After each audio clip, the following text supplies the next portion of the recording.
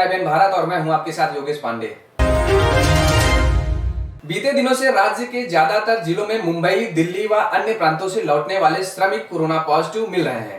अभी भी तमाम ऐसे लोग हैं जिन्हें सर्दी, खांसी व बुखार की शिकायत है, लेकिन वे इलाज न कराकर मेडिकल स्टोर से दवा ले रहे हैं। कोरोना के खतरे को भांपते हुए योगी सरकार ने मेडिकल कारोबारियों के लिए गाइडलाइन जारी की है। अब सर्दी, खांसी व बुखार की दवा लेने के लिए मेडिकल स्टोर पर लोगों को अपना नाम, पता व मोबाइल नंबर भी देना होगा।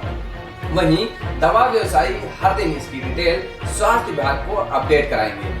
आयुक्त औषधि अनुज्ञापन एवं नियंत्रण प्राधिकारी AK जैन द्वारा इस संबंध में आदेश जारी कर दिया गया है, जिसमें कहा गया है कि कोविड-19 संक्रमण को ध्यान में रखते हुए सभी जिले शाम 5 बजे तक प्रतिदिन संबंधित रिपोर्ट भेजेंगे।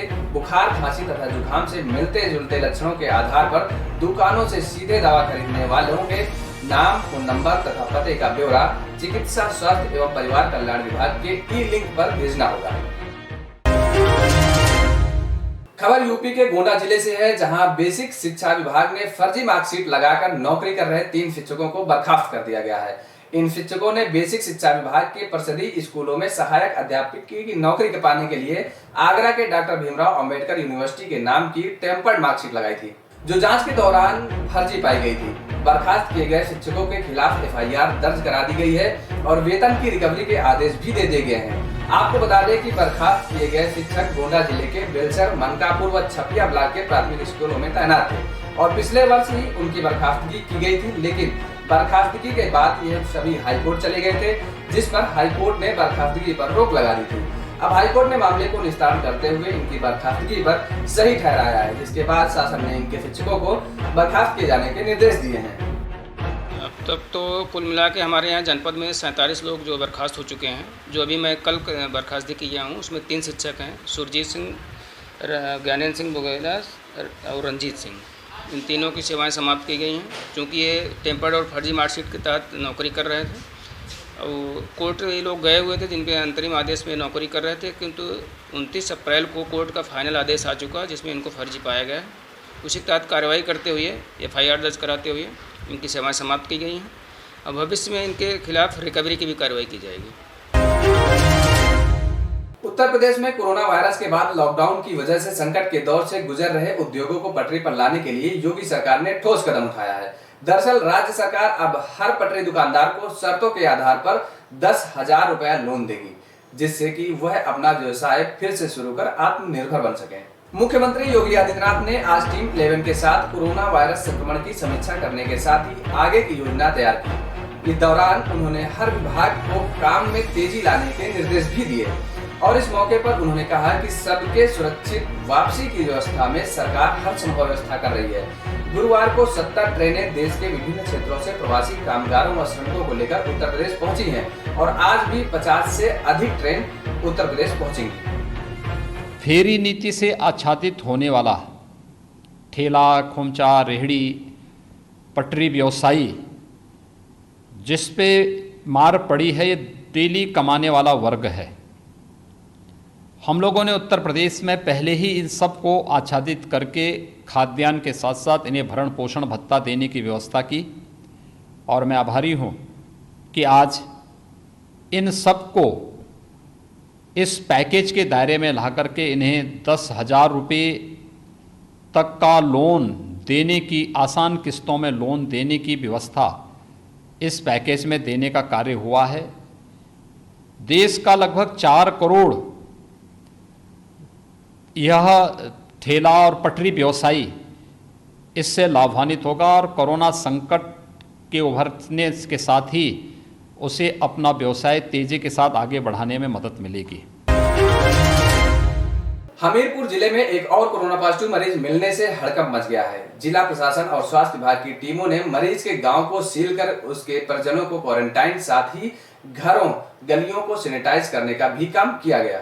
हमीरपुर जिले में सुमेरपुर थाना के सिमनौडी गांव में 24 साल का युवक अच्छेलाल बीती 4 मई को महाराष्ट्र से वापस लौटा था, जिसका 11 मई को जांच के लिए नमूना लिया गया था और उसकी रिपोर्ट कोरोना पॉजिटिव आई है। इससे पहले एक किडनी का मरीज भी कोरोना पॉजिटिव पाया गया था, हालांकि बाद में उसकी रिपोर्ट निगेटिव आ गई थी। अब दूसरा मरीज पॉजिटिव मिलने के बाद स्वास्थ्य विभाग सतर्क हो गया है। मरीज को भर्ती कर उसके पूरे गांव को सैनिटाइज करने की कवायद की गई है। ये अच्छे लाल मरीज जो कि सिन्नोगड़ी गांव का है, ये मुंबई सेंट्रल से लौटा, 4 तारीख को वहाँ सवार हुआ और 7 तारीख को यहाँ पहुँचा। 8 तारीख को जिला चिकित्सालय पहुँचा है और उसके बाद इसको जांच करने के लिए, सैंपल लेने के लिए बताया गया। तो ये सैंपल लेने के लिए 10 तारीख को गया और 11 तारीख को इसके सैंपल लिए गए, जिसमें कि रिपोर्ट पॉजिटिव आई है। सभी निरोधात्मक कार्रवाई की तैयारी की जा चुकी है और जल्दी ही टीम पहुंच के वहाँ पर सारी निरोधात्मक कार्रवाई की जाएगी। जो पॉजिटिव केस है उसके कॉन्टैक्ट ट्रेसिंग होगी, सभी लोगों के भी सैंपल लिए जाएंगे।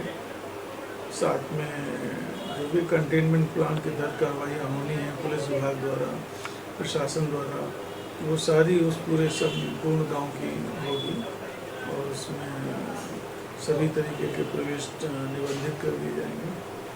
साथ ही साथ सैनिटाइजेशन का काम सभी घरों में घर घर जाके किया जाएगा, जिसके लिए हमारी टीम तैयार हो गई है और शीघ्र यहाँ से रवाना होने वाली है।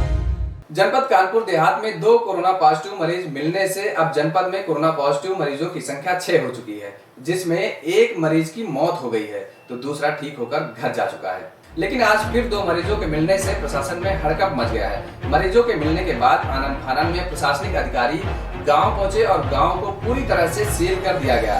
साथ ही गांव की गलियों को सैनिटाइज किया गया और इस बात की जानकारी ली गई कि कोरोना पॉजिटिव मरीज युवक किन किन लोगों के संपर्क में आया था। देखिए, अभी जो प्रारंभिक जानकारी हमारे पास में है उसमें मैथा तहसील में जो क्वारंटाइन सेंटर बना हुआ है BL पैलेस, वहाँ पर एक व्यक्ति जो बाहर से आया था गुजरात प्रांत से, तो उसको पॉजिटिव टेस्ट हुआ है।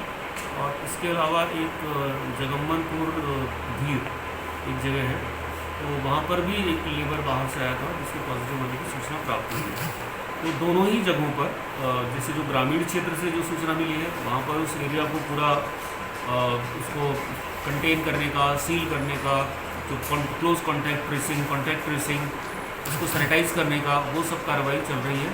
और जो क्वारंटाइन सेंटर में जो व्यक्ति पॉजिटिव मिला है, तो वहाँ पर वो किन लोगों के नज़दीकी संपर्क में आया, उसकी पूरी मेडिकल टीम के द्वारा उसको देखा जा रहा है। जो पेशेंट है उसको जो कोविड हॉस्पिटल है वो वहाँ पर तिरवा भेजा जा रहा है। और एक चीज़ आपको और भी बताना चाहेंगे कि हमारे यहाँ अभी तक जो 4 केस मिले थे जनपद कानपुर देहात में, उसमें एक केस झारखंड का था जिसकी काफ़ी पहले से करीब 10-12 दिन पहले उसकी तो दुखद मृत्यु हुई थी। लेकिन बाकी जो 3 केसेस थे उनमें से एक व्यक्ति जो मनितू का रहने वाला है वो पूरी तरीके से स्वस्थ होकर के वापस आ गया है। तो बाकी जो 2 हैं उनका इलाज चल रहा है और अभी तक जो उनकी स्थिति है वो संतोषजनक है।